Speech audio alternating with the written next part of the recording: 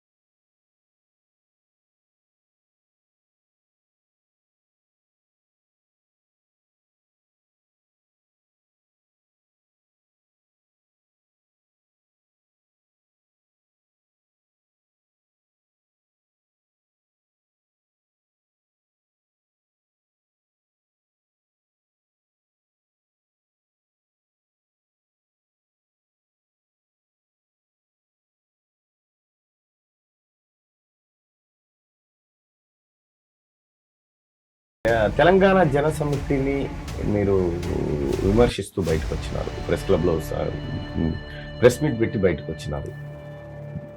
ఎందుకు రావాల్సినటువంటి అవసరం వచ్చింది? ఒక అంటే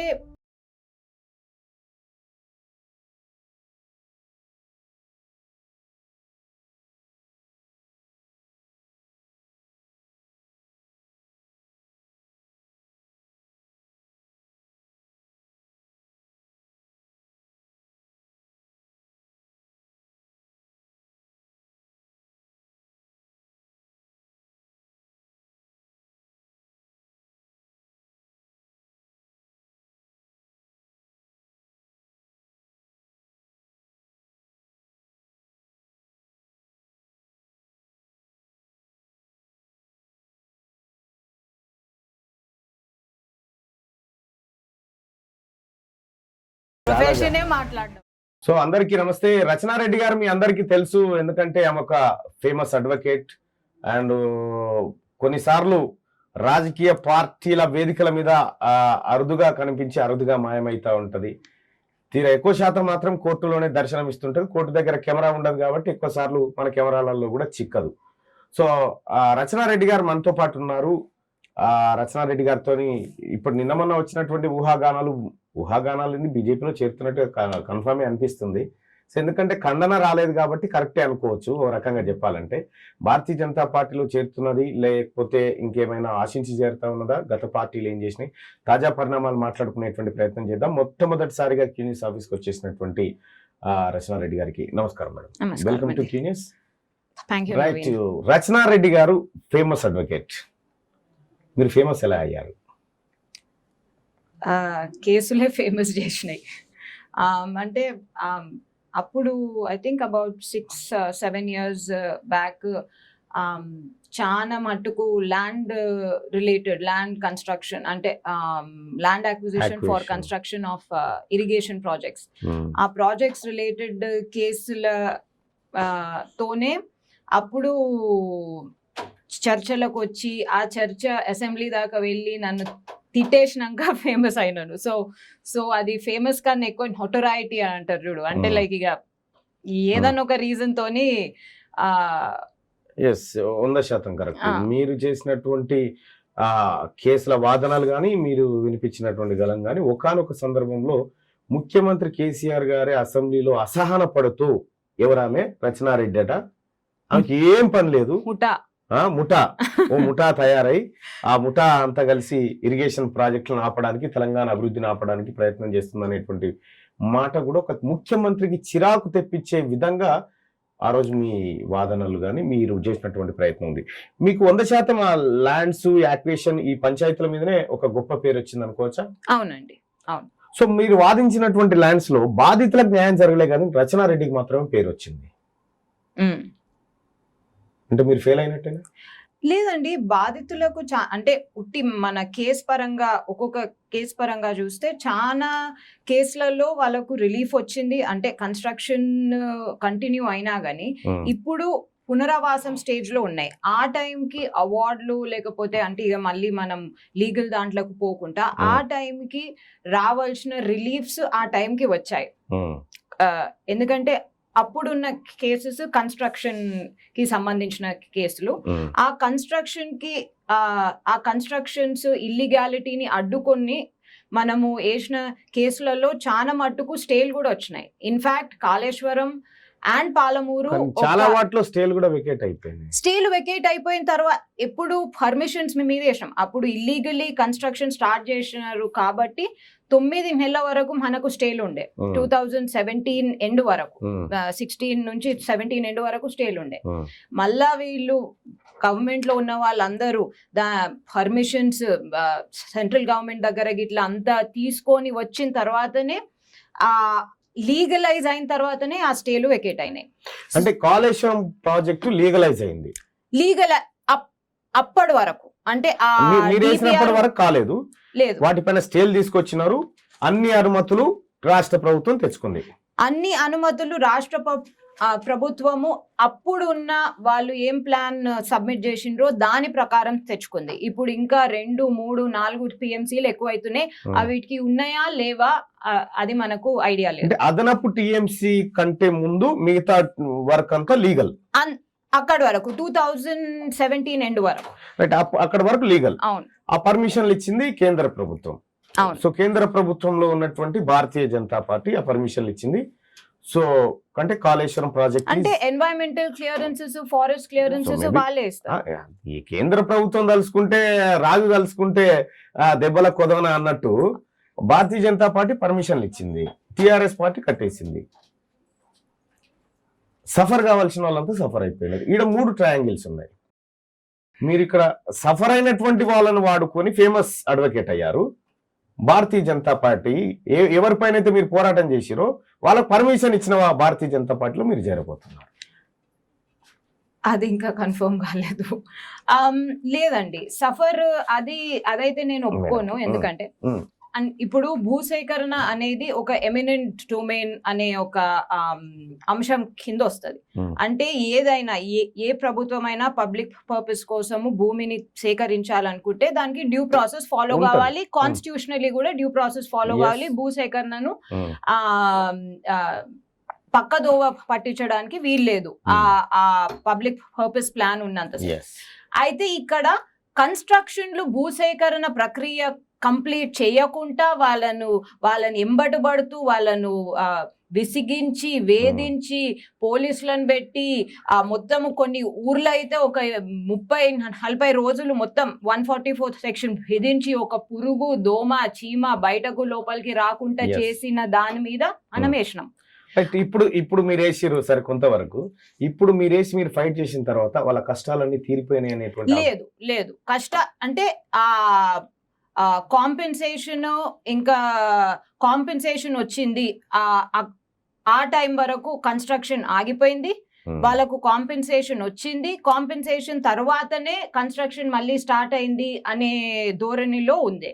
కానీ ఏమైందంటే కోవిడ్ టైంలో మొత్తము కాంపెన్సేషన్ తో పాటు పునరావాసం అనేది కూడా ఉంటది. అది మన చట్టంలోనే ఇప్పుడు వచ్చిన కొత్త చట్టం 2013 చట్టంలోనే ఉన్నది.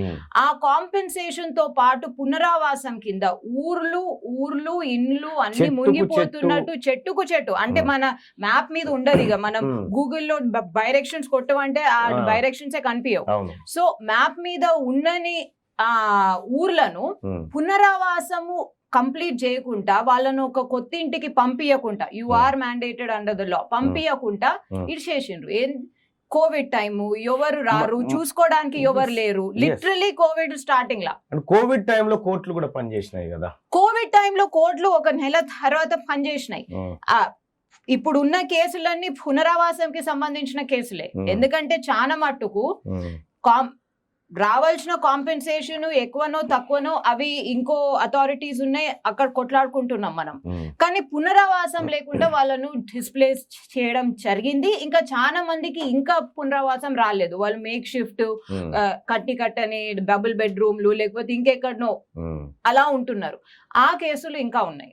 రైట్. ఇప్పుడు ఎన్ని కేసులు ఉన్నాయి మీ దగ్గర వాదించాల్సినవి? ఇప్పుడు ఇంచుమించు మేబీ అరౌండ్ 60 or 70-80 మధ్యలో ఉంటుండొచ్చు. కొంచెం ఏ ఒక్క కేసును కూడా తీరం వరకు తీసుకుపోలేదు రచనారెడ్డి, మధ్యలోనే వదిలేసింది? లేదండి, చాలా అంటే అనేవాళ్ళు చెప్పేవాళ్ళు చాలానే అంటారు, అనేవాళ్ళు చెప్పేవాళ్ళు చాలానే ఉంటారు. కానీ ఎవరికి ఇష్టమైతే వాళ్ళు రావచ్చు, ఆర్డర్లు చూడొచ్చు. ఆర్డర్ కాపీలు మీకు అందరికి ఏంటి మన పాంప్లెట్స్ లాగానే ఇచ్చేయచ్చు. కానీ మీరు వేసినటువంటి అఫిడవిట్లలో బలహీనమైనటువంటి వాదనలు అఫిడవిట్లలో దాఖలైన, అందుకోసమే వాళ్ళ కేసులేవి నిలబడకుండా పోతున్నాయి.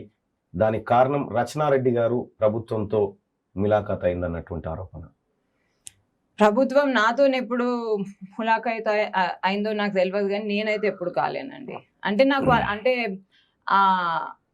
నేను కాను, సంబంధం లేదు అని అనడం లేదు. ఎప్పుడు ఆ అవకాశము లేకపోతే ఆ అవసరం రాలేదు. నేను ఎప్పుడు వాళ్ళతో మాట్లాడలేదు, వాళ్ళు ఎప్పుడు నాతో మాట్లాడలేదు. ప్రభుత్వం తరఫున ఒక వ్యక్తి మీతో ఎప్పుడు చర్చలో పాల్గొనలేదా? ఎందుకు ఇట్లా చేస్తున్నారు, కొద్దిగా ఊడుకోండి అని? లేదండి, ప్రభుత్వం తరఫు వ్యక్తితో నేను మాట్లాడాను ఒకసారి, కానీ ఈ ఇష్యూస్ గురించి ఎప్పుడు మాట్లాడలేదు. ఈ నా ప్రొఫెషన్ లేకపోతే నేను వేసే కేసులు అవిటికి సంబంధించి అయితే ఎప్పుడు మాట్లాడలేదు. జస్ట్ సోషల్ గానే మాట్లాడాలి. రైట్. పాలమూరు రంగారెడ్డి దగ్గర నుంచి తీసుకుంటే ఇక్కడ మల్లన్న సాగరు, ఆ తర్వాత కొండపోచమ్మ, ఈ నిర్వాసితుల పక్షాన అనేకమైనటువంటి, అంటే మీరు శక్తికి మించి ప్రయత్నం చేసిరు, మీ తరహాలో చేస్తున్నారు. కానీ నేను వాళ్ళకు సరైన న్యాయం చేయలేకపోయినన్న బాధ ఎప్పుడైనా మీకు కలిగిందా? నాకు ఇప్పుడు ఈ పునరావాసం కేసులు అలాగే కొట్టుమిట్లాడుతున్నాయి అనే ఆస్పెక్ట్ మీద నాకు బాధ కలుగుతుంది. ఎందుకంటే ఇప్పుడు ఏంటంటే అన్ని పాలమూరైనా కొండపోచమనైనా అన్నిటి మీద ఇంకా పునరావాసంకి సంబంధించి స్టేలు ఉన్నాయి కొన్ని. ఏంటంటే వాళ్ళకు పునరావాసం ఇచ్చేంత వరకు, వాళ్ళ కొత్త ఇల్లు అదంతా చూపెట్టేంత వరకు, అవి వాళ్ళకు కట్టపెట్టేంత వరకు వాళ్ళ ఇప్పుడు ప్రెసెంట్లీ ఉన్న ఇళ్లలోనే ఉండాలని చెప్పేసి.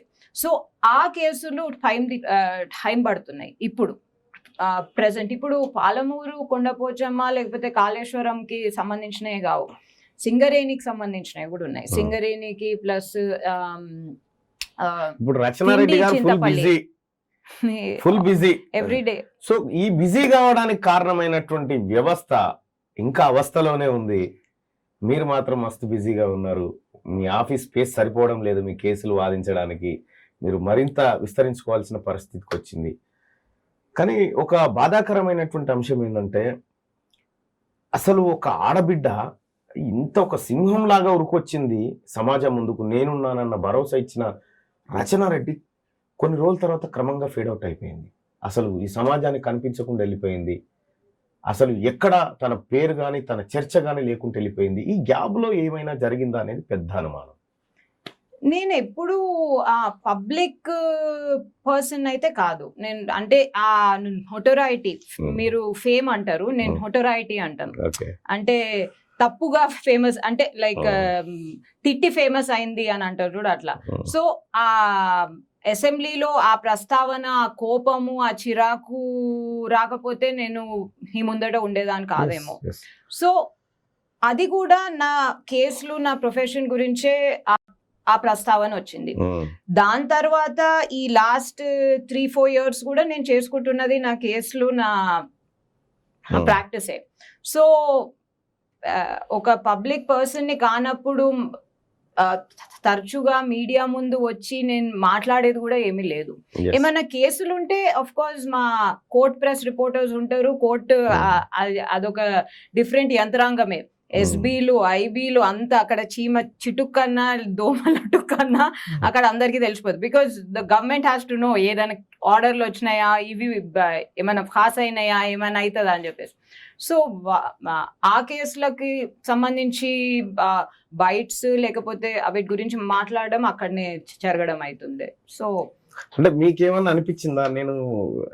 మీరు అనుకుంటున్నారు ఏంటంటే అసలు నాకు పనేం లేదు కదా, మీడియా ముందుకు రావాల్సిన అవసరం ఏముంది, నా పని నేను చేసుకుంటూ పోతున్నా కదా అనేటువంటిది మీ ఆలోచన. కానీ పని లేనప్పుడు కూడా ప్రజల ముందుకు వచ్చి నిలబడ్డటువంటి సందర్భాలు ఉన్నాయి చాలా. నేను ఎప్పుడు అలా అంటే అసలు ఆ ప్రజల ముందుకు రాకపోతే రచనారెడ్డి ఎవరికి తెలియదు కదా. నేను అదే అంటున్నా కదండి, పబ్లిక్ నేను బై ప్రొఫెషనో లేకపోతే లైక్ మీరు your journalist, your media personality, by profession I'm not a public person. So అవసరం లేకుండా నేను పబ్లిక్ ముందట వచ్చుడు అనేది నాకైతే అది పబ్లిక్ రీజన్ అనిపించదు. సో పబ్లిక్ ముందు ఎప్పుడు రావాలనుకుంటున్నారు? అవసరం ఉన్నప్పుడు, అవకాశం కన్నా ఎక్కువ. అంటే ప్రజలకు మీ అవసరం ఉందని అనుకుంటున్నారా మీరు? అది ప్రజలే చెప్పాలి. సో మీరేమనుకుంటున్నారు మీ వ్యక్తిగత అభిప్రాయంగా? ప్రజలకు నేను అవసరం ఉన్నానని మీరు అనుకుంటున్నారు? ప్రజలకు నేను నా ప్రొఫెషన్ హేరుగా నేను అవసరం అని నేను అనుకుంటున్నాను. అది అవసరం ఉండప్పటికే నాకు వాళ్ళకు ఒక సంబంధం కుదిరింది. అంటే కేసులు చాలా ఉంటాయి, అన్ని కేసులు గెలవను నేను, చాలా కేసులు గెలిచాను కూడా. సో ఇప్పుడు as a lawyer I'm doing my work. ఇప్పుడు కంప్లీట్ గా ఈ కాళేశ్వరం ఈ వ్యవహారాలన్నీ ఇక కొత్త కేసు ఏమైనా వస్తే పట్టుకోగలుగుతారా, లేదంటే ఇక అంతే? లేదండి, ఖచ్చితంగా I'm a lawyer first, definitely. ఆ కేసులు ఇంకా నడుస్తున్నాయి. ఇన్ఫాక్ట్ మన తెలంగాణ హైకోర్టే ఆ పునరావాసం ఇచ్చేంత వరకు వాళ్ళ జోలికి వెళ్ళొద్దని ఇంత చాట భారతం అంతా 50-60 పేజ్ ఆర్డర్ సుప్రీం కోర్ట్ వెళ్ళి మళ్ళీ రిమాండ్ అయ్యి ఒక 1 year కింద, కోవిడ్ అప్పుడు ఇట్లా వదిలేశారు అని మనం ఇది చేసినప్పుడు ఇమీడియట్లీ ఆర్డర్స్ ఇచ్చి సుప్రీం కోర్ట్ వెళ్ళి రిమాండ్ అయ్యి 1 year నుంచి కొట్టుకుంటుంది మన కోర్టులో. ఒకటి ఎన్జిటిలో పడ్డటువంటి ఒక కీలకమైనటువంటి కేసును రచనారెడ్డి కోట్ల రూపాయల లంచం తీసుకుని నీరుగార్చింది అనేటువంటి ఒక వాదనకు మీ సమాధానం ఏంటి? ఎక్కడండి చూపెట్టండి. అదే అంటున్నా, అంటే ఆ కేసు వల్ల కాళేశ్వరం ప్రాజెక్టే ఆగిపోయేటువంటి పరిస్థితుల్లో ఆగిపోయింది. 9 ఆ ఆర్డర్ మాకు ఫిబ్రవరినో మార్చ్ ఆఫ్ 2017లో వచ్చింది. ఆల్మోస్ట్ డిసెంబర్ ఎండింగ్ దాకా ఆగిపోయింది అది. దాని తర్వాత వాళ్ళు పర్మిషన్స్ తీసుకొని ఆ స్టేని వెకేట్ చేయించారు. రైట్. ఇప్పటిదాకా మనం మాట్లాడింది రచనారెడ్డి గారితో, ఆమెకు ఛాయ్ ఇచ్చి ఛాయ్ తాగనీయకుండా మాట్లాడితే మీరు ఛాయ్ తాగండి. కాకపోతే ఇప్పటిదాకా మనం మాట్లాడినటువంటి అంశం ఏంటంటే రచనారెడ్డి గారు ఈ రాష్ట్రానికి పరిచయమైనటువంటి అంశాల చుట్టూ మనం ఇప్పుడు మాట్లాడినాం. రచనారెడ్డి గారు అనేకమైనటువంటి కేసులను వాదించినారు. ఒకానొక స్థాయిలో కేసీఆర్కే చిరాకు బుట్టించేంత విధంగా ఆ బక్క మనిషికి చిరాకు బుట్టించే విధంగా ఈ బక్క మనిషి బాగా ప్రయత్నం చేసి అసెంబ్లీలో సో రకరకాల ఇబ్బందులకు గురి పెడితే ఒక వైపున రాష్ట్ర ప్రజలు అమ్మయ్యా ఒక బిడ్డ వచ్చింది, మాకేమైనా చూసుకుంటది, మేము ఫిర్యాదు చేయాల్సిన పని లేదు, తనే సుమోటోగా నమోదు చేసుకుంటది, ఫైల్ చేసుకుంటది అనేటువంటి భరోసాలో రాష్ట్ర ప్రజలు ఉన్నారు. ఆ తర్వాత రచనారెడ్డి గారు కొద్దిగా పొలిటికల్ వైపు తన ప్రస్థానాన్ని మార్చేటువంటి ప్రయత్నం చేసినారు. ఇద్దరం కలిసే కదా మార్చినాం అప్పుడు. రైట్. బట్ నేను తెలంగాణ జనసమితి పార్టీలో చేరలేదు, నేను జస్ట్ హోస్ట్ అంతే. మీరు పార్టీలో చేరినారు 2 months. ఎస్, 2 months 1 month ఏమో. ఆ తర్వాత మీరు ఆ డయాస్ పైన ఆ రోజు నేనే వ్యాఖ్యాతగా ఉన్నా, నేనే మీకు మైక్ ఇచ్చిన ముఠాల గురించి కేసీఆర్ను రేంజ్లో ఆడుకున్నారు. ఇప్పుడు ఆ సత్తా మీ దగ్గర ఉందా? అది ఆ సత్తా ఇంకా కొంచెము మంచిగైంది, బలోపేతం అయిందా అనుకుంటామే. ఎందుకంటే మనకు ఏజ్ అండ్ గడిచిన కాలంతో ఎక్స్పీరియన్స్, అవగాహన, అనుభవం అన్నిటికన్నా ఎక్కువ వస్తుంది ఖచ్చితంగా. సో మరి తెలంగాణ జనసమితిని మీరు విమర్శిస్తూ బయటకు వచ్చినారు, ప్రెస్ క్లబ్లో ప్రెస్ మీట్ పెట్టి బయటకు వచ్చినారు. ఎందుకు రావాల్సినటువంటి అవసరం వచ్చింది?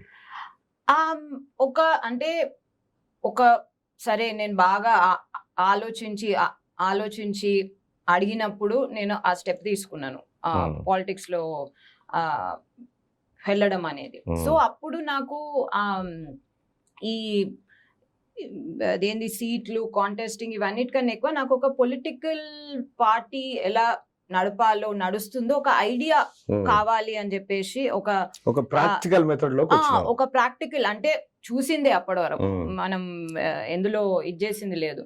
సో అలా జాయిన్ అయినాం. సో అప్పుడు ఆ టైంలో ఆ స్టేజ్ కూడా ఎట్లుండే అంటే తెలంగాణ సొసైటీలో ఒక స్టేజ్ కూడా ఎట్లుండేనంటే ఒక కొత్త regional liberal free spirited free minded Telangana only కోసము తాపత్రయపడే పొలిటికల్ ఎంటిటీ ఒక అవుట్ఫిట్ కోసం రెడీగా ఉండే. ఎంత అంటే ఇట్ వాజ్ ప్రైమ్డ్, రెడీగా ఉండే. It was like a serve dish అన్నమాట.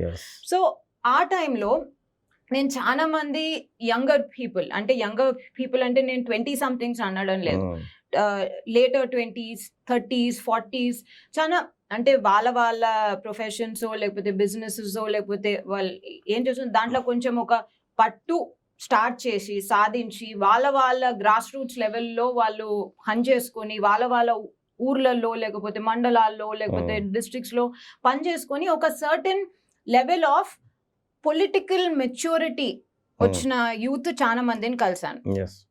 అయితే నేను I was the vice president at that point of time. నేను అష్యూరెన్స్ ఇచ్చేది లేకపోతే ఇవ్వకపోయే అసలు దాన్ని సమస్య లేదు, అసలు సవాలే లేదు. కానీ ఆ చాలా మంది కొన్ని ఎక్స్పెక్టేషన్స్ తోని ఆ పార్టీని జాయిన్ అయినరు చాలా మంది. నేను literally I can name at least 7 or 8 people. ఆ జాయిన్ అయిన వాళ్ళకు మెల్లమెల్లంగా ఈ పొలిటికల్ రామిఫికేషన్స్ మెకానిజమ్స్ ఎట్లుంటాయి, కూటమిలు వచ్చుడు పోడు, అరే భయ్ ఎన్నిసార్లు మేము ఎంత డేటా కలెక్ట్ చేసి ఒక్కొక్క కాన్స్టిట్యుయెన్సీ బలోపేతాలు లేకపోతే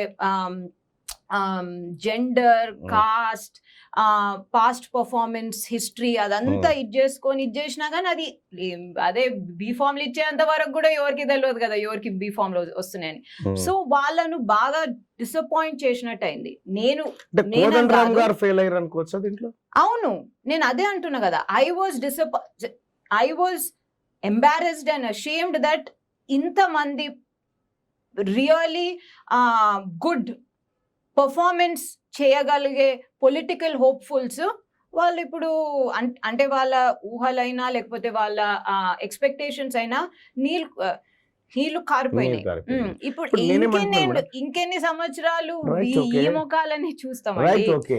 కానీ ఆ రోజు కాంగ్రెస్ టీజేఎస్ పొత్తులో భాగంగా ఎల్లారెడ్డి టికెట్ గనక మీకు ఇచ్చినుంటే నేను కాంటెస్ట్ చేయలేని పరిస్థితిలో ఉంటేనండి. సో అందరూ వెళ్ళిపోవడానికి కారణము కాంటెస్టింగ్ అనే అనుకుంటారు. అంటే నా గురించి అయినా ఇంకా ఎవరి గురించి అయినా I was not in a mental are physical state of mind. నాకు టికెట్ కావాలని లేదండి, నేను అడగండి, నన్ను అడిగారు ఎల్లారెడ్డి అంటే చూద్దాము అని అన్నాను నేను అంతే అని. ఎందుకంటే దట్ ఈస్ ఫ్రమ్ మై అదే మా ఊరు కాబట్టి చూద్దామని. కానీ నేను మెంటలీ అయినా లేకపోతే అదర్వైజ్ అయినా I was not in a position to contest at that point of time. So రాజకీయంగా నాకు ఒక ప్రాధాన్యత కావాలనేటువంటి కోరిక మీకు లేదు? పార్టీ పరంగా మనం ముందుకెళ్ళి మేబీ ఆఫ్టర్ దట్ నేనేమన్నా అంటే నేను మెంటలీ రెడీ అవుతుంటేనేమో ఐ డోంట్ నో, అంటే ఆ స్టేజ్ కే మనం రాలేము. But at that point of time లో అంటే ఇన్ మై లైఫ్ అంటే with my family otherwise also I was not ready. Okay, ఇంతవరకు ఓకే. అంటే మీరు ఒక 6-7 చెప్పగలుగుతాను ఇట్లా అసంతృప్తితో ఉన్న వాళ్ళని అని చెప్పి చెప్తా ఉన్నారు. దాని గురించి నాకు బాధ అయ్యి నేను చెప్పాను, చాలా సార్లు చెప్పాను. ఒక నిమిషం, నేను చాలా సార్లు చెప్పాను, మొత్తుకున్నాను, గట్టిగా మాట్లాడాను, మెల్లంగా మాట్లాడాను, బుజ్జగిస్తూ మాట్లాడాను. అసలు అది కాని పొజిషన్ లో ఉండే. అంటే లిటరలీ సెల్ఫ్ సాబోటాజ్ అంటారు మీరు. అంటే మనము పెంచి పోషించిన ఒక వెహికల్ అంటే లైక్ మన ఒక వృక్షాన్ని like something that we created మీరు డిస్ట్రాయ్ చేయదలుచుకుంటే ఇక ఎవరు ఆపుతారు దాన్ని? అంటే ఒక మాట నేను ఇక్కడ క్లియర్ గా అడగదలుచుకున్నాను మేడం. ఇప్పుడు మీరే అన్నారు, ఒక ఇండిపెండెంట్ గా ఎలాంటి స్వార్థం లేకుండా తెలంగాణ సమాజం కోసం ఒక సమూహం అంతా ఉప్పెనలాగా ఒక చోటికి వస్తే దానికి మీరు ఆకర్షితులైనారు, వచ్చినారు. అవును. మరి అలాంటి సమాజం సరే తన ప్రయత్నం తానేదో చేసుకుంటూ పోతుంది. మరి అంతే. పోతూ దానిని ఎందుకు విమర్శించుకోవాల్సి వచ్చిన అవసరం ఏర్పడింది మీకు? అంటే మీరు దాన్ని డిస్ట్రాయ్ చేయడం కోసం ప్రయత్నం చేసినట్టు కాదా?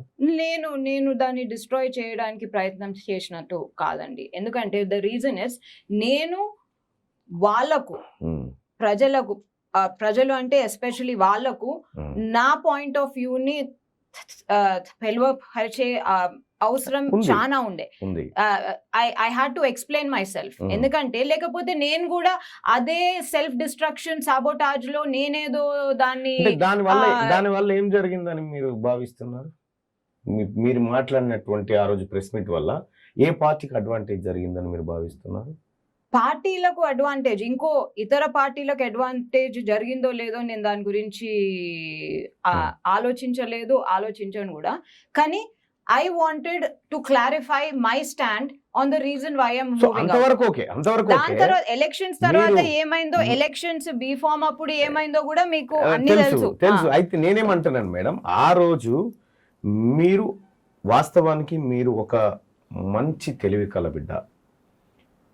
ఏ టైంలో ఏ వ్యూహాన్ని అమలు చేయాలో మీకు వచ్చినటువంటి అనుభవం, లేకపోతే మీ తండ్రి గారి నుంచి ఎక్కడి నుంచో సంపాదించినారు, బాగానే ఉంది. కానీ అప్పటి వరకు మీరు కొట్లాడినటువంటి శత్రువును గట్టెక్కించడానికి మీ వాయిస్ ఉపయోగపడింది ఆ రోజు. అని మీరంటున్నారు, అప్పుడు కూడా అన్నారు చాలా మంది. సో ఆ రోజు మీరు ప్రెస్ మీట్ పెట్టడానికి హరీష్ రావు కారణము మీ వెనకాల నుండి ప్రోత్సహించడం అనేటువంటి ఒక మాట వినిపించింది. దీన్ని మీరు ఏమైనా ఖండిస్తారా? ఖచ్చితంగా. ఎందుకంటే మేము సోషలీ కలిసాము కానీ ఒక పొలిటికల్, లీగల్, ఇంకో ఏదో వ్యూహం ప్రతి వ్యూహంతోని ఇది చేసినట్టు కాదండి. ఇప్పుడు మీరేమనుకుంటారంటే, మీరు చెప్పిన దాంట్లో ఇప్పుడు మనకు ఒక వ్యవస్థ నచ్చలేదు, దాని పోని నా పని నాకుంది కదా అని వెళ్ళిపోతాం. కానీ దాన్ని వదిలేసి దాన్ని చిందరవందర చేసిపోవడానికి ప్రెస్ మీట్ పెట్టడంలో మీలో ఏదో బలమైన ఇంటెన్షన్ ఉంటేనే అది చేస్తారు కదా అనేది. ద ఓన్లీ సింగ్యులర్ బలమైన ఇంటెన్షన్ ఇస్, ఇప్పుడు నాకు ఒక వ్యవస్థ నచ్చలేను, నేను దాన్ని వదిలేసి వెళ్ళిపోతాను, అది that's fine as long as it's private. అంటే ఒక ఆఫీస్ లోనో ఒక 4 గోడల మధ్యలో నేను యాజ్ అ పర్సన్ ఆల్సో నా పర్సనాలిటీ ఎట్లా అంటే, ఎవరైనా కొట్లాడుతుంటే సాల్రాబాయ్ అని చెప్పేసి నేను వెళ్ళిపోయే రకమే అసలుకైతే. I'm easy going like that. And ఇక చాలు, ఇక నేను వెళ్ళిపోతున్నా అన్నట్టు. అక్కడ కూర్చొని నా పాయింట్ ఆఫ్ వ్యూ ని ప్రూవ్ చేయవలసిన అవసరము ఎవ్రీ టైం లేదు, సమ్ టైమ్స్ ఉంటది. ఆ టైం అదే జరిగింది. ఆ టైం నేను అదే చెప్తున్నా. ప్రైవేట్ లో జరిగిన ఒక ఇష్యూ, దాంట్లో నుంచి మనం తప్పుకొని వెళ్ళిపోతున్నాం అంటే అది మనకు ఎవ్రీడే లైఫ్ లో చాలానే అవుతుంటాయి. ఇదేంటంటే ఇది ఒక పొలిటికల్ పార్టీ. ఆ పొలిటికల్ పార్టీలో ఈ XYZ అనుకొని ఇంతమంది వచ్చారు. అంతమందిలో XYZ అనుకొని కూడా నేను కూడా మీ మాటతో నేను ఏకీభవిస్తున్నా. మీరనే కాదు, ఆ తర్వాత జరిగిన పరిణామాలు కూడా మీరు గమనిస్తే కోదండరామ్ గారికి ఏదో హిడెన్ ఎజెండా ఉన్నది అనేది చాలామంది, అంటే కొద్దిగా బుర్రబెట్టి ఆలోచించిన వాళ్ళకి అర్థమైంది.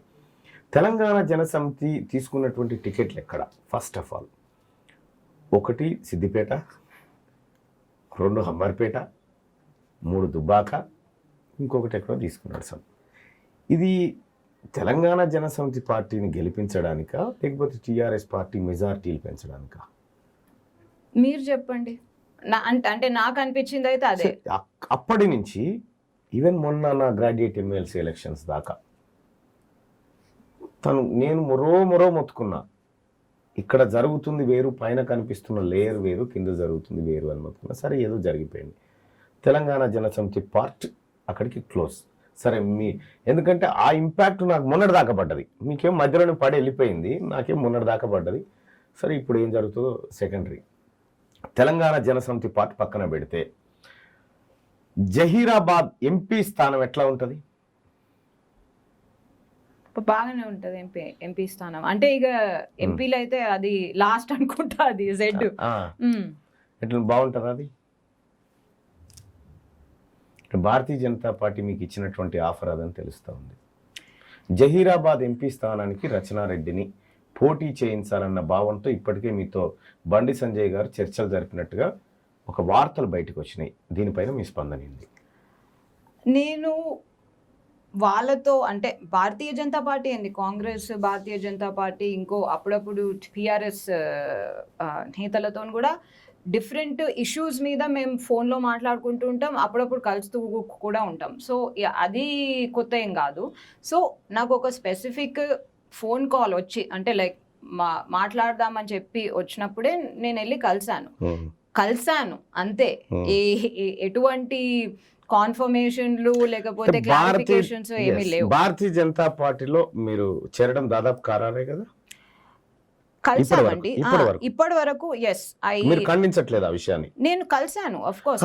భారతీయ జనతా పార్టీలో రచనారెడ్డి గారు చేరుతున్నారని నేను చెప్తున్నా, మీరు మౌనం వహిస్తున్నారు, లేదంటే ఖండించరైతే ఖండించట్లేదు అంటే ఆల్మోస్ట్ ఆల్ చేరుతున్నారు. మౌనం అర్ధాంగీకారం. ఎస్, మాట్లాడాము, చాలా మందితో మాట్లాడాను. అంటే ఫస్ట్ ఈ ప్రపోజల్ అంటే ఒక మాట లైక్ మాట్లాడదాము అని అన్నప్పుడు నేను కలిసి మాట్లాడి ఇంకో చాలా మందితో కూడా మాట్లాడినాను.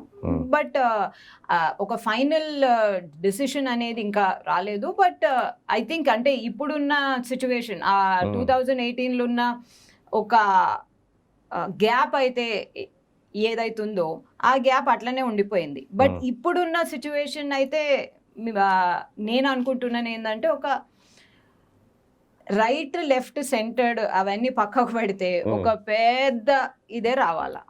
సో ఆ భారతీయ జనతా పార్టీ రాష్ట్రంలో అధికారంలోకి రావాలి, అంతే కదా?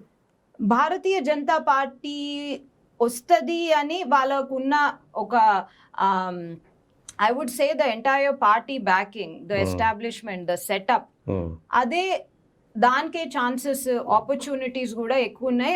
అండ్ ప్రజలు ఇప్పుడైతే కొద్దిగా గొప్ప మార్పు కోరుతున్నారు, ఆ యాంటీ ఇన్కంబెన్సీ వచ్చేసిందని అనుకుంటున్నాను నేను. అంటే మీరు ఎప్పుడైనా బలహీనులుగా ఉన్నటువంటి వాళ్ళని గెలిపించే ప్రయత్నం చేస్తారు మీ వాదన కోర్టులో కానీ ఇవాళ రచనారెడ్డి బలహీనురాలైపోయి బలమైన పార్టీలో చేరి బలవంతురాలు అవ్వాలనుకుంటున్నా?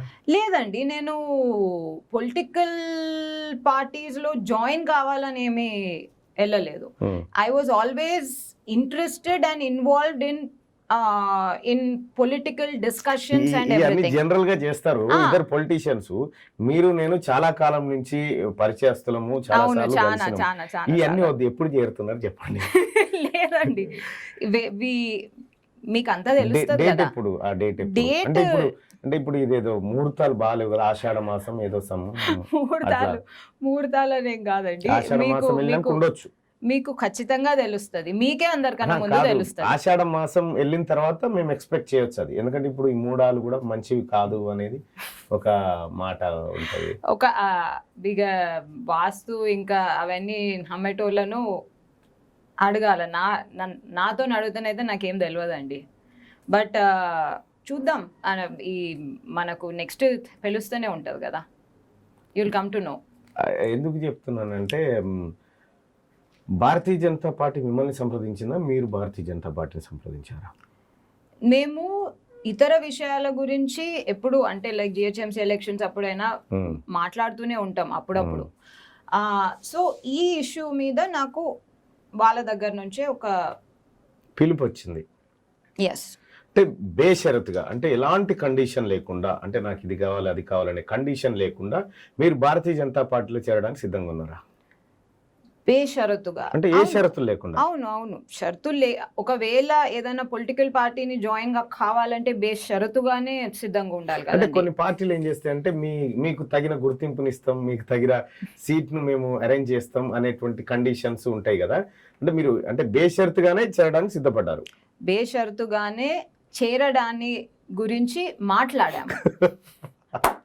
మీరు చాలా జాగ్రత్తగా, మీరు మొత్తానికి మీరు జర్నలిస్ట్ అయితే నేను అడ్వకేట్ ని కదండి, చాలా మన ప్రొఫెషనే మాట్లాడడం. చాలా జాగ్రత్తగా భారతీయ జనతా పార్టీలో చేరబోతున్న విషయం అర్థమైంది, చాలా జాగ్రత్తగా.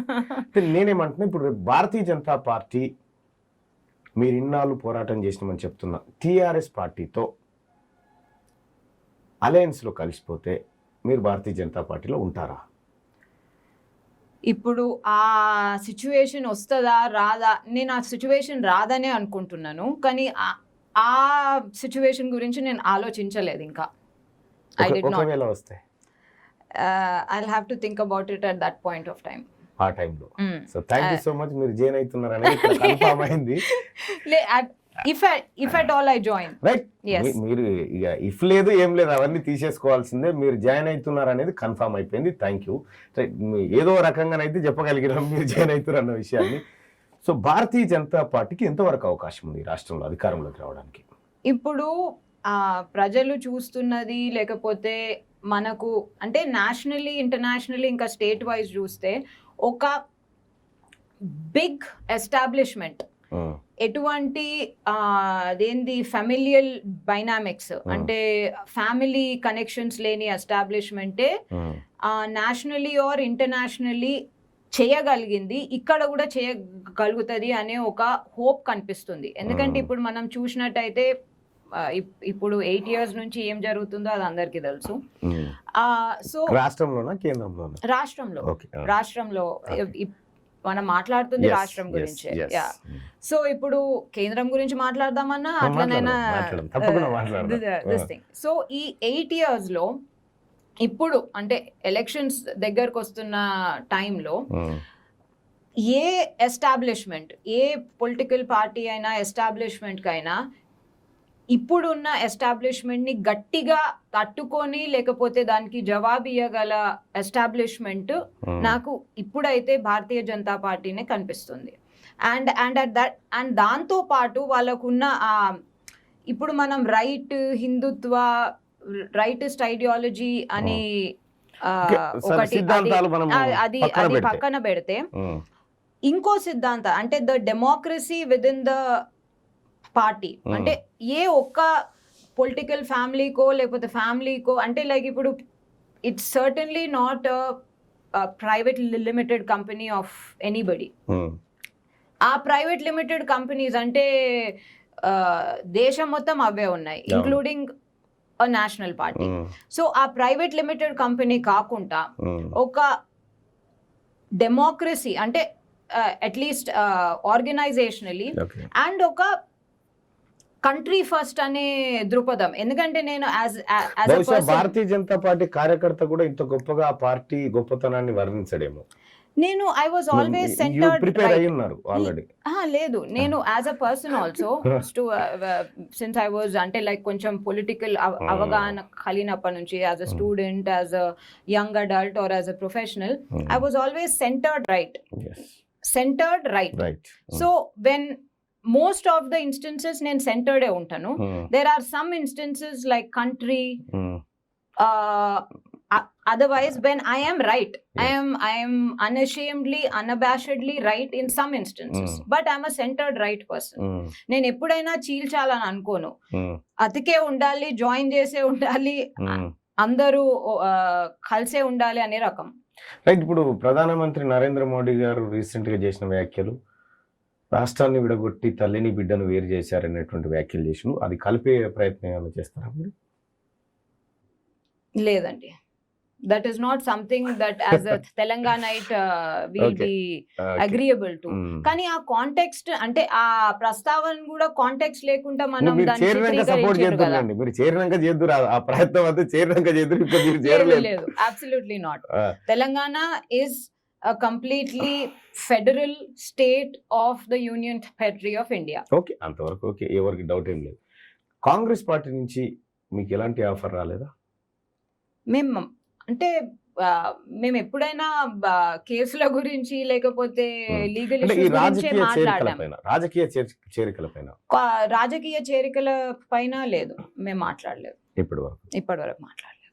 సో తెలంగాణ రాష్ట్రంలో భారతీయ జనతా పార్టీ ప్రతి ఊర్లో బలంగా ఉంది, కాంగ్రెస్ పార్టీ వీక్ గా ఉందా అనేటువంటి ఆలోచన ఉందా? అంటే మీ అంచనా, అంటే మీరు ఎట్లా బేరీజ్ చేసుకున్నారు ఈ అంశాన్ని? తెలంగాణలో అంటే ఏ అంశాన్ని అంటే లైక్ రాజకీయంగా తెలంగాణ రాష్ట్రంలో ప్రస్తుతం బలంగా ఉన్నటువంటి టిఆర్ఎస్ ను ఎదుర్కొనే శక్తి ఉన్నటువంటి పార్టీ ఏదంటే మీరు ఏం చెప్తారు? బీజేపీ. బీజేపీ. కాంగ్రెస్ పార్టీ ఈ రాష్ట్రంలో బలంగా లేదు, భారతీయ జనతా పార్టీ బలంగా ఉంది కాబట్టి మీరు భారతీయ జనతా పార్టీలో చేరాలనుకుంటున్నారు. కాంగ్రెస్ పార్టీ బలంగా లేదు అని అనడం లేదు. ఈ రాష్ట్రంలో ఈ టైంలో ఉన్న రూలింగ్ పార్టీని ఢీకొనగల సత్తానైతే భారతీయ జనతా పార్టీకి అని అనిపిస్తుంది. ఏం సత్తా ఉంది భారతీయ జనతా పార్టీకి? ఓ మోడీ నీ ఈపు గోకుతా, లేకపోతే నీ సంగతి చూస్తా, నేను గద్దె దించుతా అని కల్వకుంట్ల చంద్రశేఖరరావు అంటా ఉంటే, మీరే కేసీఆర్ అనేక అవినీతి పాల్పడ్డాడని అనేక ఆధారాలతో కోర్టులో కొట్లాడినారు. అటువంటి అవినీతి పరుని ఇప్పటి వరకు ఇట్లా టచ్ చేయలేనటువంటి బలమైన పార్టీ భారతీయ జనతా పార్టీ అనుకుంటున్నారా? ఇక టచ్ చేసుడు ఎప్పుడైనా ఎలక్షన్ టైంలోనే ఉంటది కదండి. ఇక ఒకసారి ఎలక్ట్ అయిపోతే సమ్ కాన్స్టిట్యూషనల్లీ అంటే కాన్స్టిట్యూషనల్ ప్రొటెక్షన్ దొరుకుతుంది లీడర్ కైనా ఎవరికైనా దొరుకుతుంది. కానీ ఎన్నో ప్రభుత్వాలను మహారాష్ట్రలో ఇవాళ ముఖ్యమంత్రి, ఇవాళ ప్రధానమంత్రి గారు మాట్లాడుతూ ఉన్నారు. ఏది షార్ట్ కట్ లో గద్దె మీదకి ఎక్కాలని చూసే వాళ్ళతోనే ఈ దేశానికి ప్రమాదం అని చెప్పి మోడీ గారు చెప్తా ఉన్నారు. కానీ మహారాష్ట్రలో జరిగింది అదే, మణిపూర్ లో జరిగింది అదే, ఇంతకుముందు గోవాలో జరిగింది అదే. ఇప్పుడు సో అప్పుడు కాంగ్రెస్ పార్టీ చేసింది, భారతీయ జనతా పార్టీ చేస్తుంది. సో ఏదో కొద్దిగా ఏది పవిత్రమైన గంగాజలంతో కడిగి తయారు చేసిన పార్టీలని చెప్పడానికి కూడా వీల్లేదు. ఈ రెండే. ఈవెందో ఈడున్న టిఆర్ఎస్ పై ఈయనైతే ఏకంగా సిఎల్పీలను టీడీఎల్పీలనే విలీనం చేసుకున్నారు. అందరూ ఒకే కోవకు చెందిన వాళ్ళు. సో ఇందులో ఎవరు బెటర్, కొంత బెటర్ అని అనుకున్నప్పుడు మీరు భారతీయ జనతా పార్టీ మాట చెప్తా ఉన్నారు.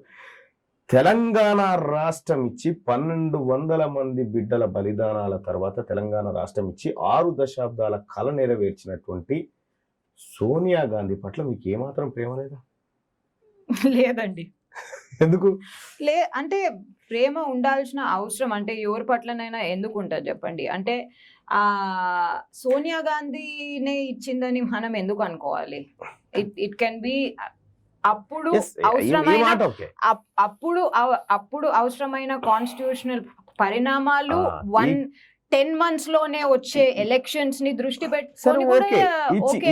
కానీ ఈ మాట ఎందుకు అడిగినంటే, ఈ మాట కోదండరామ్ గారు కొంతమందికి చెప్పే సమయంలో మీరు ఆ పార్టీలో ఉన్నారు.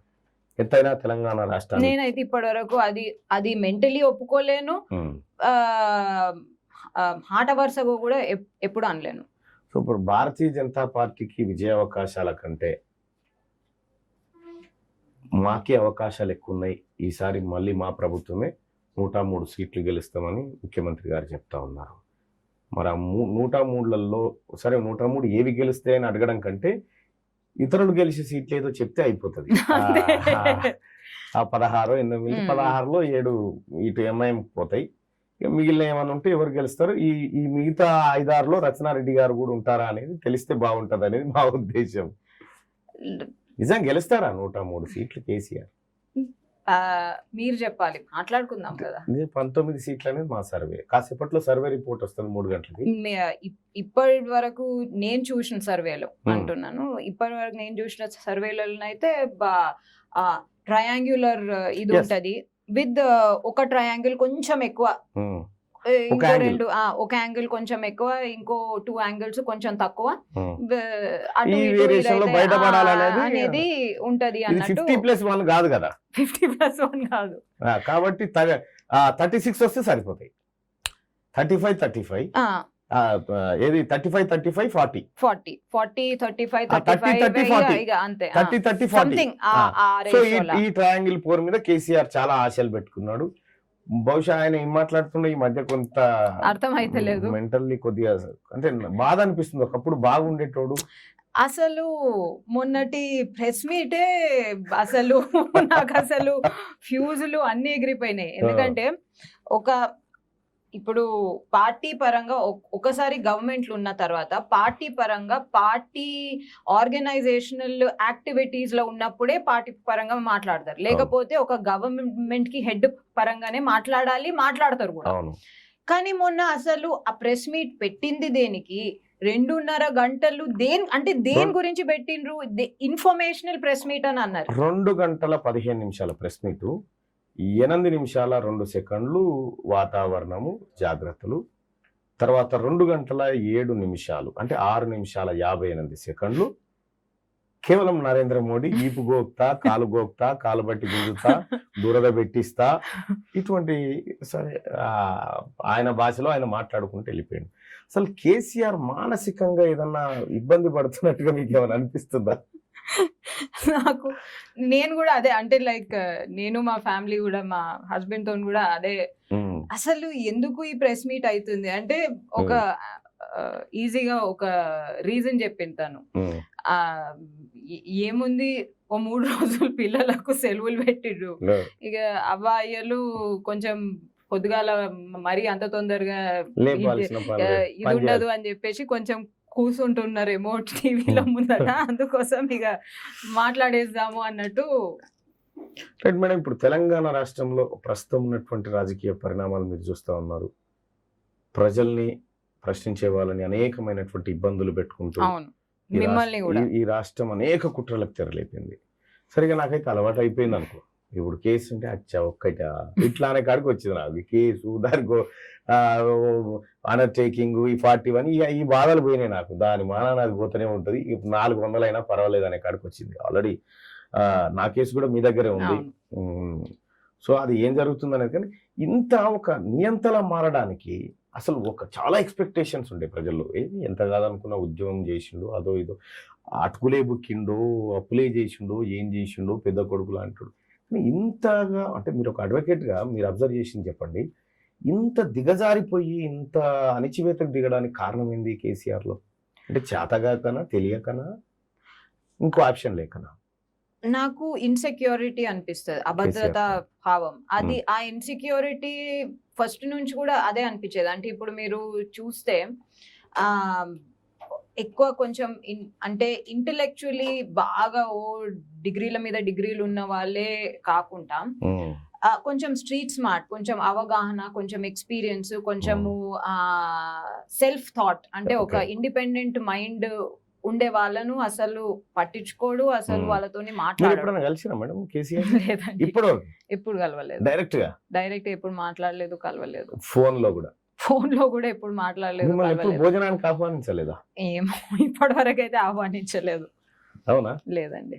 సో కేసీఆర్ గారి మీద మీరు రీసెంట్ గా ఒకసారి చూస్తే స్మితా సబర్వాల్ కి తన కేసులను వాదించుకోవడానికి స్పెషల్ డబ్బులు రాష్ట్ర ప్రభుత్వ ఖజానా నుంచి ఇచ్చారు. తప్పులు చేయడం ఎందుకు, దానికోసం ప్రభుత్వ ఖజానా నుంచి ఖర్చు పెట్టుకోవడం దేనికి? అది స్మితా సబర్వాల్ గారిది అయితే అది ఆమె డెఫమేషన్ కేసు కోర్ట్ ఫీజు కోసము రాష్ట్ర ప్రభుత్వం అడిగితే దాని జియోనే పాస్ చేసిండు. I was shocked. అంటే లైక్ అది అసలు అది ఎట్లా చేస్తారు? బికాస్ డెఫమేషన్ కేసు వేసుకోవడం నీ ఇష్టం, ఇట్స్ యువర్ పర్సనల్ డెసిషన్. రాష్ట్ర ప్రభుత్వానికి సర్వీస్ ఇస్తున్నందుకు నీకు జీతం ఇస్తున్నా అంతే. సో రాష్ట్ర ప్రభుత్వం నీ పరువు మర్యాదలకు రాష్ట్ర ప్రభుత్వం రాష్ట్ర ప్రజల పన్నులు కట్టేటోళ్ళు ఎట్లా బాధ్యత వహిస్తారు? ఎగ్జాక్ట్లీ. అందుకనే దాన్ని పక్కకు పెట్టేసింది హైకోర్టు. అంటే లైక్ ఇట్స్ ఇల్లీగల్ అని చెప్పేసి. కానీ దానికన్నా ఎక్కువ సోమేష్ కుమార్ గారికి కంటెంప్ట్ కేసులు కొట్లాడడానికి ఒక ఎంతనో 60-80 కోట్ల రూపాయలు ఇది ఉంది.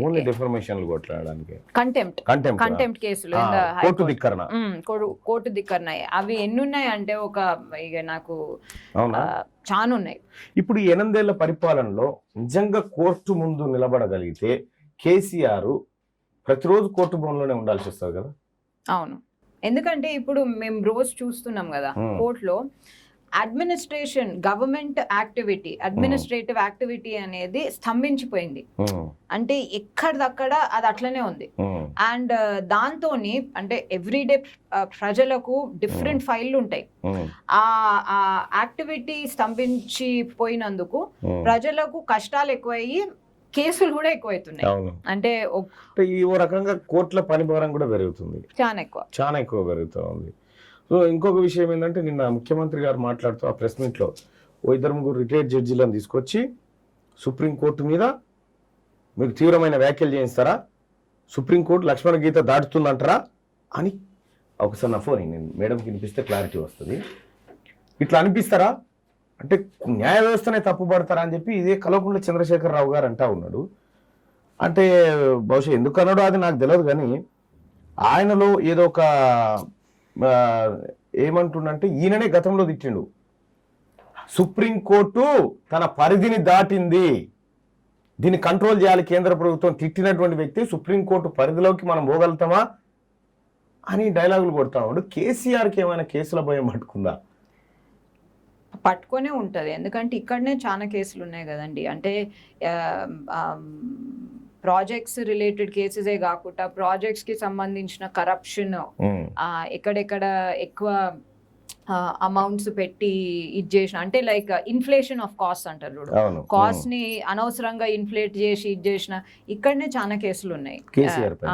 అండ్ ఇక సెంట్రల్ గవర్నమెంట్ ప్లస్ ఇక ఇన్వెస్టిగేటివ్ ఏజెన్సీస్ వాళ్ళ చిట్టా దగ్గర ఎట్లయినా ఉంటది. ఓకే, ఇప్పుడు కనుక కేసీఆర్ పదవి పోయిన తర్వాత లీగల్ గా అతనికి ఎదురయ్యేటువంటి సమస్యలు ఏముంటాయి మేడం? లీగల్ గా ఎదురయ్యే సమస్యలు ఏమన్నా ఇన్వెస్టిగేటివ్ ఏజెన్సీలకు సంబంధించే ఉంటాయి, కానీ అవి పదవి పోయినప్పుడే చేయాలని ఏం లేదు. ఎప్పుడైనా అవి వాళ్ళ యాక్టివిటీ స్టార్ట్ చేయవచ్చు. అంటే అట్లా చేయొచ్చు, కానీ మరి ఇప్పుడు చేయడానికి మోడీ ప్రభుత్వం సిద్ధంగా లేదు కదా. తెలంగాణ ప్రజలేం వద్దంటలేరు.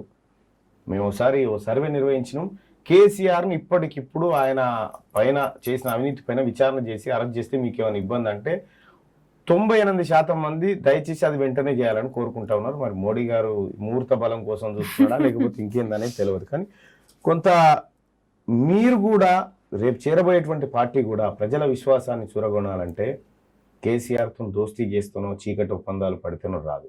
ఈ ప్రజలకు ఈ భారతీయ జనతా పార్టీ ఏం చేస్తుందని కంటే ముందు ఈ దుర్మార్గం అడ్డుకోగలుగుతుందా అనేటువంటి క్వశ్చనే ఉంది వాళ్ళ దగ్గర.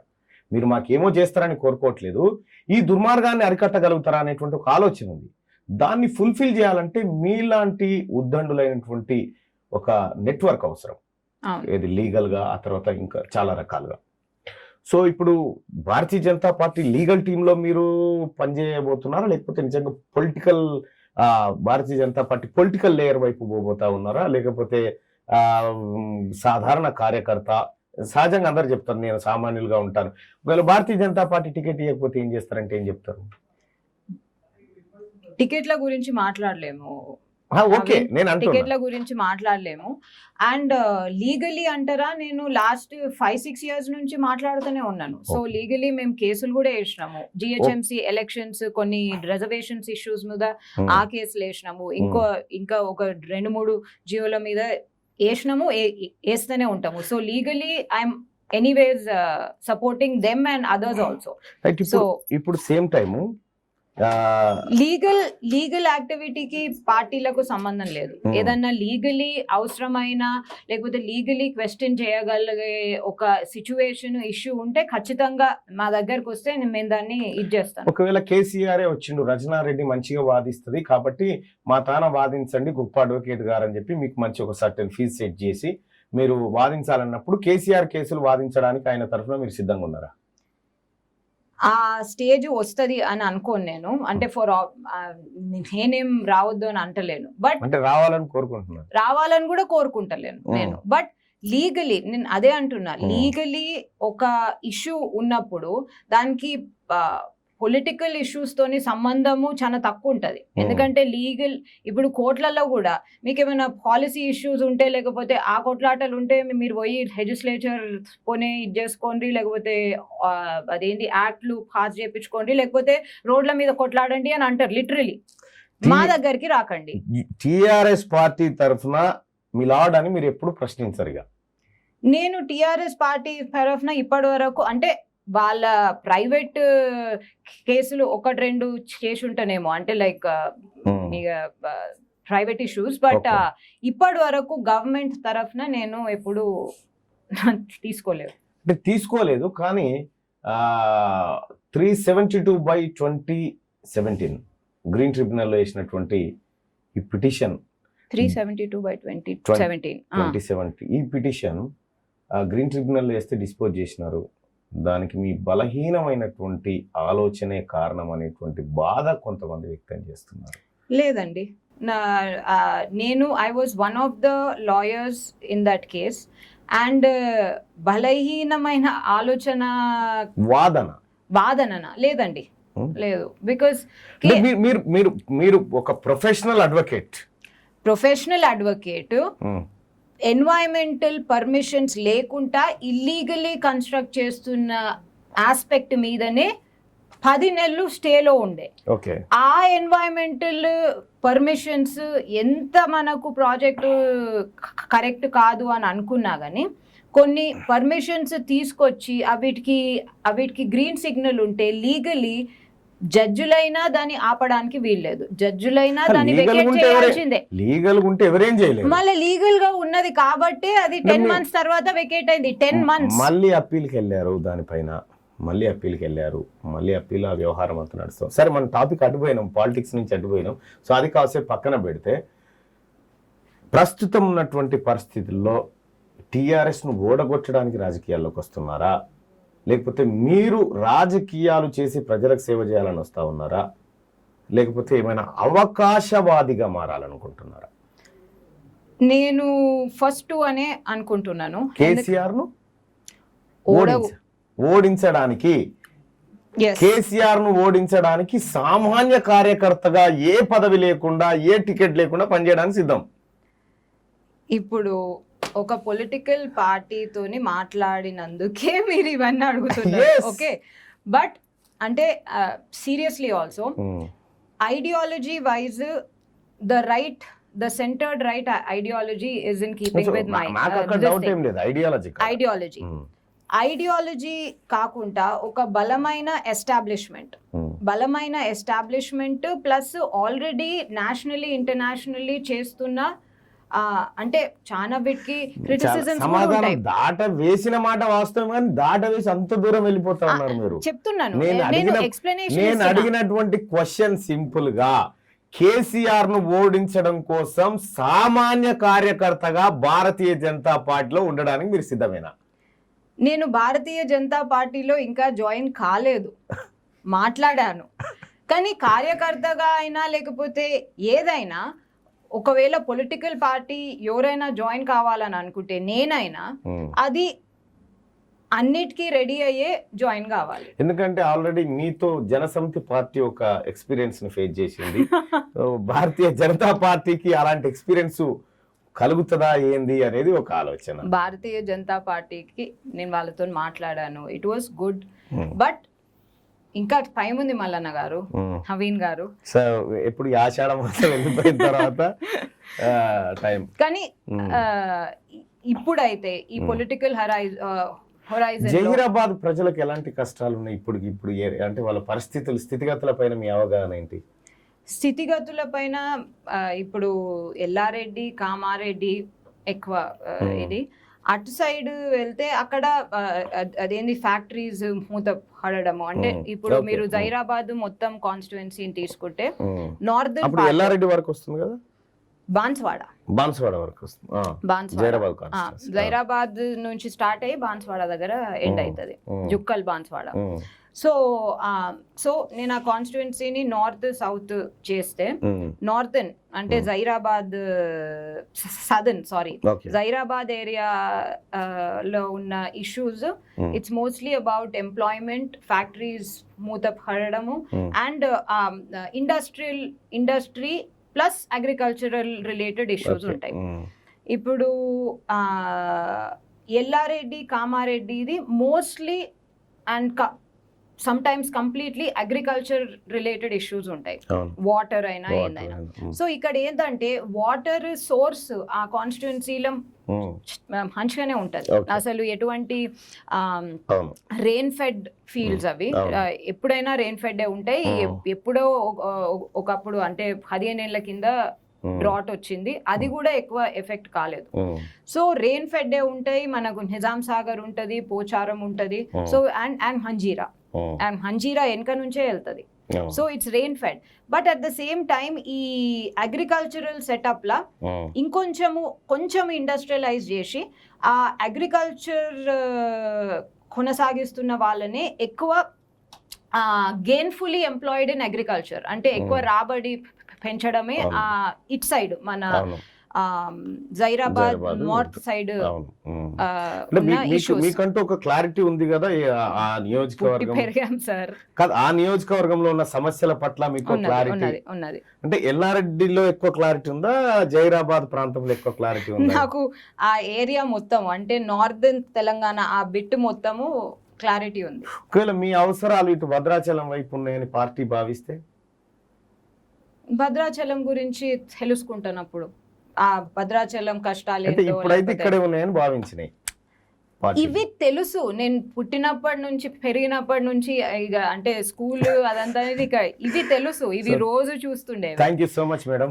ఎందుకంటే భారతీయ జనతా పార్టీలో మీరు చేరుతున్నటువంటి సందర్భంగా మాకు ఒక చిన్న చేరే కంటే ముందే మాకు ఒక చిన్న అవకాశాన్ని ఇచ్చి మాతో మాట్లాడేటువంటి ప్రయత్నం చేసినారు. సరే, మీరు తెలంగాణ కోసం అంటే ఆ క్షణంలో నేను కూడా దగ్గరుండి మిమ్మల్ని పరిశీలించినటువంటి వ్యక్తిగా మీకుండే తాపత్రయం ఉండేది అప్పుడు, కానీ అవకాశాలు ఎక్కువగా రాకపోయేటి. అంటే పొలిటికల్ అవకాశాలు. అడ్వకేటు ఒక పరిధిలో మాట్లాడగలుగుతాడు, పొలిటీషియన్ ఇంకో పరిధిలో మాట్లాడగలుగుతాడు, జర్నలిస్ట్ ఇంకో పరిధిలో మాట్లాడగలుగుతాడు. అయితే మీకంటే మాకు ఎక్కువ అవకాశాలు ఉంటాయి, అన్ని వాడినా. మీకు కూడా మాలాంటి అవకాశాలు రావాలని కోరుకుంటున్నాం అంతే. అదే నవీన్, నేను అంటే అనేది ఏంటంటే ఏదన్నా పెద్ద పాలసీ చేంజ్, పెద్ద పొలిటికల్ చేంజ్ రాకుండా పాసిబుల్ కాదు. మీకు తెలుసు, ఎన్జిఓస్ అయినా సివిల్ సొసైటీస్ అయినా ఏదైనా ఒక పొలిటికల్ ఆర్గన్ మీద వాచ్ డాగ్ లాగా, అంటే అవి కరెక్ట్ గా పనిచేస్తున్నాయా లేవా అనే అంతవరకే ఉంటది మన పరిధి. నేను ఏదైనా తప్పు జరిగితే కోర్టుకి వెళ్ళడము, మీరు తప్పు జరిగితే దాన్ని ఓపెన్ ప్రశ్నించడం, అంతవరకే ఉంటది. కానీ ఒక పెద్ద policy change, policy across the board, administrative, agriculture, financial, economic, across the board policy change అంటే కొత్తదనం. అది ఎంత కొత్తగా ఉంటుందో, ఎంత మంచిగా ఉంటుందో ఇక అప్పుడే మాట్లాడుకుందాం మళ్ళా. కానీ ఆ పాలసీ చేంజ్ అంటే ఒక స్టాగ్నేషన్ నుంచి ఆ పాలసీ చేంజ్ రావాలంటే పొలిటికల్ చేంజే is the only way. And అది ఎవ్రీవేర్ ఇట్ ఇస్. అది ఆ క్షణంలో మాట్లాడుకుందాం. మీరు ఒక గృహిణి ప్లస్ మహిళ కాబట్టి సిలిండర్ ధరల పెరుగుదల పైన మీరు ఏమైనా మాట్లాడగలుగుతారా? సిలిండర్ అది తక్కువ చేయాలి, కానీ పెట్రోల్ దీని గురించి అయితే మాట్లాడదాం. సిలిండర్ వద్దా? సిలిండర్ కూడా తక్కువ చేయాలి. సిలిండర్ అంటే ఇప్పుడు గ్యాస్. ఈ సిలిండర్ లో మోడీ గారికి ఏమైనా సూచన చేసేది ఉందా అంటే ఈ భారతీయ జనతా పార్టీకి? ఇప్పుడు మనము సిలిండర్ ధరలు కూడా సబ్సిడైజ్ చేస్తున్నాము, దాన్ని కాంపిటేటివ్ గా ఉంచడమే లక్ష్యమై ఉండాలి. ఇప్పుడు అది సబ్సిడీస్ కన్నా ఎక్కువ అవుతుంది, లేకపోతే కాంపిటేటివ్ అంటే the subsidy is not competitive అన్నప్పుడు పునరాలోచించుకోవాలి. అది సెంట్రల్ గవర్నమెంట్ అయినా పునరాలోచించుకోవాలి. దాన్ని ఎలా తక్కువ చేయాలి? ఇప్పుడు మన పెట్రోల్ డీజిల్ ధరలు యుక్రెయిన్ వార్ తోని క్రూడ్ ఆయిల్ రేట్స్ ప్రపంచం మొత్తం ఎక్కువయ్యి సడన్ గా రష్యా దగ్గర నుంచి సబ్సిడైజ్డ్ ఆయిల్, క్రూడ్ ఆయిల్ తీసుకుంటున్నాం కాబట్టి మన పెట్రోల్ ధరలు ఒక 2 weeks ఎక్కువయ్యి కొంచెం మళ్ళీ ఒక రేంజ్ కి వచ్చినాయి, తక్కువైనాయి. ఇది కూడా అలాగే అంటే లైక్ డైరెక్ట్లీ ఎఫెక్టెడో ఇండైరెక్ట్లీ ఎఫెక్టెడో ఆ ఎఫెక్ట్ ని అంటే ఆ గ్యాప్ ని ప్లగ్ చేసి సబ్సిడీని మళ్ళీ ఎక్కువ చేసి సిలిండర్ ధరలు కూడా తక్కువ అట్లనే అవుతాయి. అండ్ ఒకవేళ కేంద్ర ప్రభుత్వం అలా చేయడం లేదంటే వాళ్ళు ఖచ్చితంగా సిలిండర్ ధరల మీద వాళ్ళు కాన్సన్ట్రేట్ చేయాలి. కేసీఆర్ గారికి మీ సూచనలు ఏమన్నా ఉన్నాయా? చల్లగా ఉండు, ఇంకో ఎపిసోడే అవుతుంది, చాలా ఉన్నాయి ఆయన. సో ఏదేమైనప్పటికీ కూడా మీరు ఒక మహిళగా మరో ప్రస్థానాన్ని ప్రారంభిస్తున్న సందర్భంగా క్యూనిస్ తరఫున శుభాకాంక్షలు తెలియజేస్తా ఉన్నాం. సో మీ జర్నీ సజావుగా సాగాలని, మీ జహీరాబాద్ ప్రాంతం అంతా కలకల్లాడాలని కోరుకుంటా ఉన్నాం. అంతే కదా? అంతే. Thank you so much. అంతా ఆల్ తెలంగాణ, ఉట్టి ఆ ప్రాంతమే కాదు, ఆల్ తెలంగాణ. సో మీ ప్రాంతం కాకుండా అంతా ఆల్ తెలంగాణ అందరూ అండి. సబ్కా సాత్ సబ్కా వికాస్, సబ్కా సాత్ भी, सबका साथ भी, सबका साथ सबका विश्वास, విశ్వాస్ చార్ हो गया उसमें, सबका साथ सबका विश्वास 4 అయిపోయినాయి ఇప్పుడు దాంట్లో. ఆల్ ఆఫ్ తెలంగాణ అందరూ మంచిగా ఉండాలని. సరే madam, thank you so much. Thank you. Right, ఇది రచనారెడ్డి గారితో కాసేపు మనం మాట్లాడుకున్నటువంటి ఉత్తమ మాటలు. చూస్తూనే ఉండడానికి నేను నితిన్ మార్మల్.